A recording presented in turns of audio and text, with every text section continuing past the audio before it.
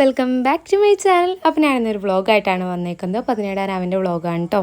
അപ്പോൾ ഞാൻ ഇന്ന് മോമോന് രാവിലെ തന്നെ മോമോൻ്റെ ഹെയർ ഒന്ന് കട്ട് ചെയ്യാൻ വിചാരിക്കുന്നുണ്ട്. 2 ദിവസം കൂടി കഴിഞ്ഞ് തന്നെ മോമോൻ്റെ ബർത്ത്ഡേ വരുന്നുണ്ട്, ഫ്രൈഡേ. അപ്പോൾ അതിന് മുമ്പായിട്ട് എൻ്റെ ഹെയർ കട്ട് ചെയ്യണം. നല്ലോണം ഇങ്ങനെ ചൂടായതുകൊണ്ട് തന്നെ ഇങ്ങനെ ചൂടുകൂരൊക്കെ പൊന്തിയിരിക്കണം. അപ്പോൾ വേഗം കട്ട് ചെയ്യാമെന്ന് ഓർത്തു. അപ്പോൾ ഞാനും ബാപ്പിയും മോമോയും കൂടി ആയിട്ട് പോകണം. മോമോ ഫസ്റ്റ് ടൈമാണ് കേട്ടോ ഇങ്ങനെ ഇരുന്ന് കൊടുക്കണേ. കാരണം ഇതിന് മുമ്പൊക്കെ എല്ലാം കട്ട് ചെയ്യുമ്പോൾ അവൻ എൻ്റെ കൂടെ എൻ്റെ മടിയിലിരുന്ന് അങ്ങനെയായിരുന്നു കട്ട് ചെയ്തുകൊണ്ടിരുന്നത്. ഇതെന്തോ ഒരു ഇതിന് അവൻ ഹെയർ കട്ട് ചെയ്യുമ്പോൾ പൊതുവേ പ്രശ്നം ഉണ്ടാക്കാറില്ല. നല്ല രീതിയിൽ ഇരുന്ന് കൊടുത്തു കേട്ടോ. അടിപൊളിയായിട്ട് ഹെയർ കട്ട് ചെയ്ത് കിട്ടിയിട്ടുണ്ട്. അങ്ങനെ ഞങ്ങൾ അവിടെ നിന്ന് ഹെയറൊക്കെ കട്ട് ചെയ്ത് കഴിഞ്ഞിട്ട് പോന്നിട്ടുണ്ടായിരുന്നു കേട്ടോ.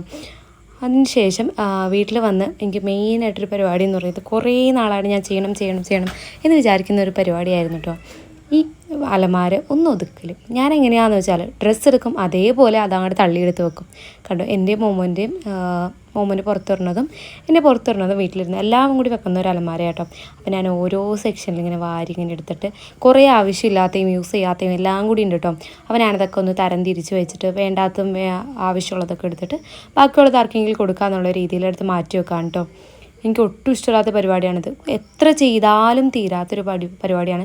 മെയിനായിട്ട് ഇങ്ങനെ അടക്കണ ഒരു ഡോറുള്ള ഒരു വാർഡ്രോബ് അലമാരയൊക്കെ ആകുമ്പോൾ നമ്മൾ മെയിനായിട്ട് ആരും കാണൂല, അതിൻ്റെ ഉള്ളിൽ തള്ളി വെച്ചിട്ട് ചെയ്യാമെന്ന് ഓർക്കും. അപ്പോൾ അത് ചെയ്തുകൊണ്ടിരിക്കുന്നതിൻ്റെ ഇടയിൽ കാക്ക വിളിച്ചിട്ടുണ്ടായിരുന്നു. അപ്പോൾ അടുത്ത് കുറച്ച് നേരം സംസാരിച്ച് കഴിഞ്ഞിട്ട് പിന്നെ ബാക്കി ചെയ്യാമെന്ന് വിചാരിച്ചു. അങ്ങനെ കുറേ നേരം പോയി, പിന്നെ കുറേ നേരം മടിച്ചിരുന്നു കേട്ടോ. അപ്പോൾ ലാസ്റ്റത്തെ തട്ടിൽ ഞാൻ അങ്ങനെ ഫുള്ളായിട്ട് ചെയ്തിട്ടുണ്ട്. ഇനിയും കിടക്കുന്ന 4 തട്ടുണ്ട്. അപ്പോൾ അതൊക്കെ അങ്ങനെ ചെയ്യാനുണ്ടായി. അങ്ങനെ നീണ്ട 1 മണിക്കൂറത്തെ പരിപാടിക്ക് ശേഷം ഞാൻ എല്ലാം ഒതുക്കി വെച്ചിട്ടുണ്ട് കേട്ടോ.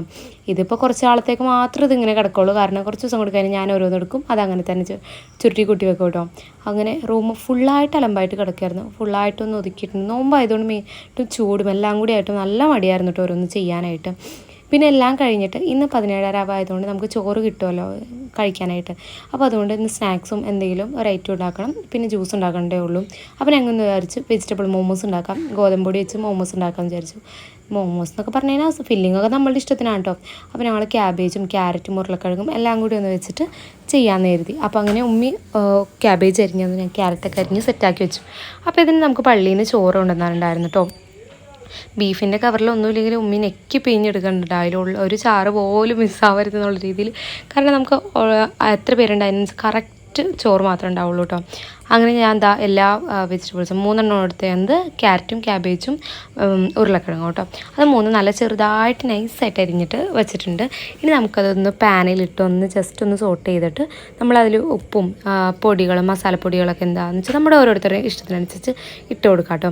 അപ്പോൾ ഞാനിത് ഒരുവിധം ഒന്ന് വാട്ടിയിട്ട് കുറച്ച് മല്ലിയില ഇട്ട് കൊടുക്കുന്നുണ്ട്. കുറച്ച് മല്ലിയില ഇട്ട് കൊടുത്തിട്ട് നല്ലപോലെ ഒന്ന് വാട്ടി കൊടുക്കാം കേട്ടോ.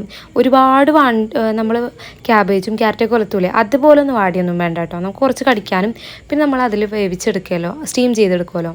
അപ്പോൾ അതുകൊണ്ട് അധികം ഇടുന്നില്ല. പിന്നെ കുറച്ച് കുരുമുളക് പൊടി ഒന്ന് ക്രഷ് ചെയ്തിട്ട് ഇട്ട് കൊടുക്കുന്നുണ്ട് കേട്ടോ.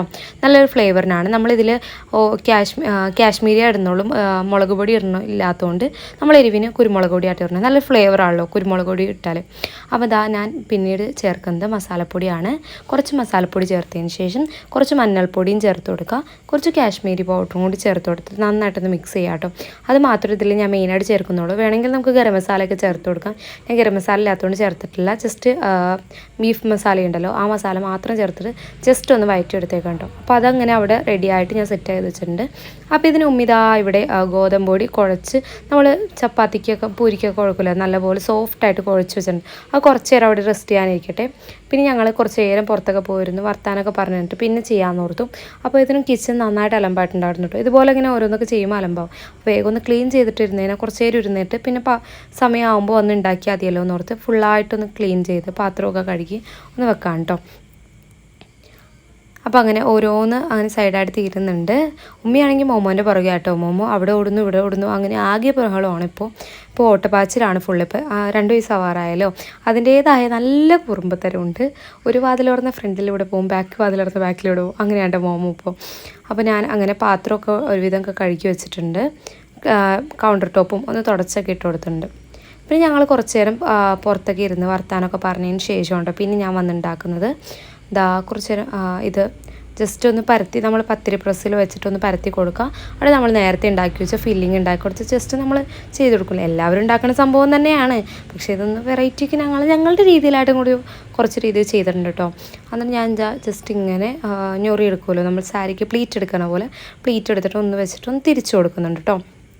നിങ്ങളും ഇതുപോലെയൊക്കെ തന്നെ ആയിരിക്കും ചെയ്യണേ. ചിലപ്പോൾ ഞാൻ ചെയ്യണതിൽ എന്തെങ്കിലും മിസ്റ്റേക്സ് ഉണ്ടെങ്കിൽ നിങ്ങൾ കമൻറ്റ് ചെയ്യാം കേട്ടോ. അപ്പം ഞാൻ ഇങ്ങനെ ആട്ടോ ചെയ്യുന്നത്. ഇങ്ങനെ വെച്ചിട്ട് ഒന്ന് ജസ്റ്റ് ഒന്ന് തിരിച്ചെടുക്കും, പതിയെ തിരിക്കാൻ പോളൂ, അല്ലെങ്കിൽ പൊട്ടി കയ്യിലിരിക്കും കേട്ടോ. അങ്ങനെ അതെല്ലാം റെഡി ആയിട്ടുണ്ട്. ഇനി നമുക്ക് ഇതെല്ലാം കൂടി ഒന്ന് നമ്മളുടെ ഇഡ്ഡലി തട്ടിൽ വെച്ചിട്ട് ഒന്ന് സ്റ്റീം ചെയ്തെടുക്കാം. കുറച്ചധികം നേരം വെച്ച് സ്റ്റീം ചെയ്യണം, ഗോതമ്പൊടി ആയതുകൊണ്ട് നന്നായിട്ട് വേവില്ലല്ലോ. ഇപ്പോൾ മോമോക്കൊക്കെ കൊടുക്കാനുള്ളതുകൊണ്ട് ഞങ്ങളൊരു 10-15 മിനിറ്റോളം 15-മുക്കാൽ മിനിറ്റോളം എന്തായാലും വെച്ചിട്ടുണ്ടെന്ന് തോന്നുന്നു കേട്ടോ. അങ്ങനെ വെച്ച് സ്റ്റീം ചെയ്തെടുക്കുന്നുണ്ട്.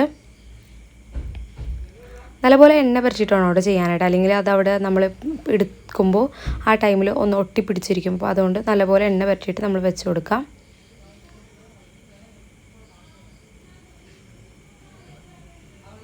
അപ്പോൾ അത് അങ്ങനെ അടുപ്പത്ത് വെച്ചിട്ടുണ്ട്. അപ്പോൾ അതാവട്ടെ.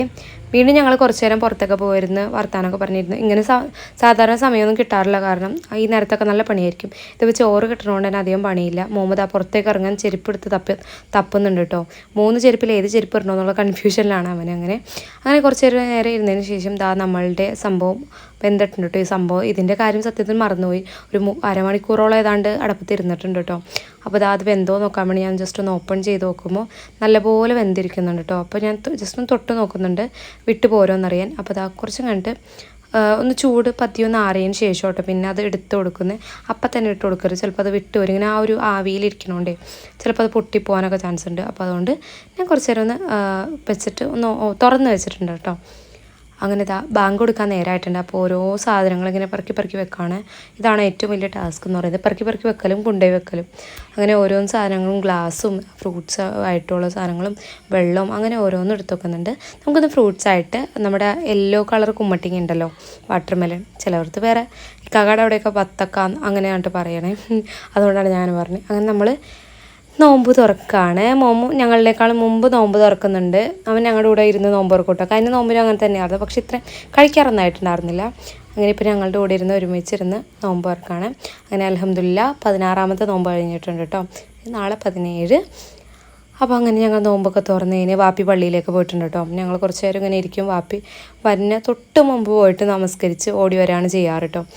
അപ്പോൾ ഫുഡൊക്കെ കഴിച്ചതിന് കുറച്ച് നേരം ഇപ്പോൾ ഒരാൾ വന്ന് ഫ്രണ്ടിലിരിക്കേണ്ടത്, വാപ്പിയുടെ പുറകെ പോയി നിൽക്കുന്നതാണ്. അപ്പോൾ എന്താണെന്ന് ചോദിച്ചപ്പോൾ എന്നോട് മൂണിനെ നോക്കാണ്, ഓരോന്നിങ്ങനെ പറയുന്നുണ്ട്. മൂണകത്തേക്ക് പോയി, അവനിങ്ങനെ അങ്ങനെ കാർമേഘം വന്ന് മൂടുന്നൊക്കെ കണ്ടിട്ടുണ്ട്. അപ്പോൾ എന്നോട് ഇങ്ങനെ പറയാം, എന്താണ് മൂണകത്തേക്ക് പോയി, അങ്ങനെ സ്റ്റാർ ഉണ്ട്, അങ്ങനെ ഓരോന്നൊക്കെ വർത്താനം പറഞ്ഞുകൊണ്ടിരിക്കുക കേട്ടോ. അപ്പോൾ നല്ലപോലെ സംസാരിക്കും. നമ്മളിങ്ങനെ പിള്ളേരായിട്ട് അങ്ങോട്ടും ഇങ്ങോട്ടും നല്ലപോലെ സംസാരിക്കും. അവനിപ്പോൾ തിരിച്ച് റെസ്പോണ്ട് ചെയ്യുന്നുണ്ട്.